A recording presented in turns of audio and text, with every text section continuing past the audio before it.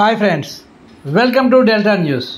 ఆంధ్రప్రదేశ్ ఆహారం వినియోగదారుల వ్యవహారాలు మరియు పౌర సరఫరాల శాఖ మంత్రులు నాదెండ్ల మనోహర్ తెనాలిలో జరిగిన కార్యక్రమంలో 14 మందికి 14,45,642 రూపాయల ముఖ్యమంత్రి సహాయ నిధి చెక్కులు అందజేశారు. ఈ సందర్భంగా నాదెండ్ల మనోహర్ మాట్లాడుతూ, కూటమి ప్రభుత్వం అధికారంలోకి వచ్చాక 11 నెలల్లో 134 బాధిత కుటుంబాలకు 1,78,00,000 రూపాయల సీఎం సహాయ నిధి చెక్కులు అందజేసినట్లు వెల్లడించారు.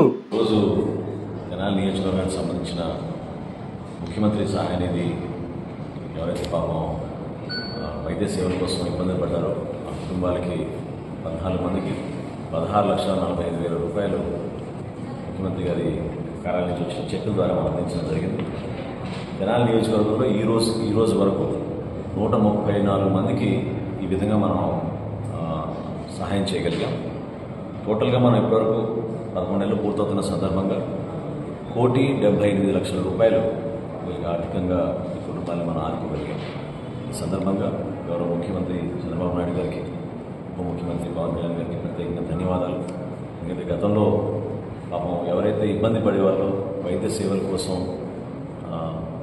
మధ్యతరగతి కుటుంబాలు, చిన్న కుటుంబాలు, వీళ్ళందరికీ కూడా ప్రైవేట్ హాస్పిటల్స్, కార్పొరేట్ హాస్పిటల్స్లో విపరీతంగా బిల్స్ రావడంతో అనేక ఇబ్బందులు గురవుతున్నారు. వాళ్ళందరికీ కూడా ఈ అవకాశం ద్వారా సీఎంఆర్ఎఫ్ అంటే గౌరవ ముఖ్యమంత్రి గారి పేరు మీద ఉన్న ముఖ్యమంత్రి సహాయ నిధి ద్వారా వాళ్ళకి చెక్స్ అందించి 1,78,00,000 రూపాయలు ఇప్పటివరకు మన తెనాలి నియోజకవర్గంలో 134 మంది లబ్ధిదారులకి ఈ విధంగా మనం అందించగలిగాం.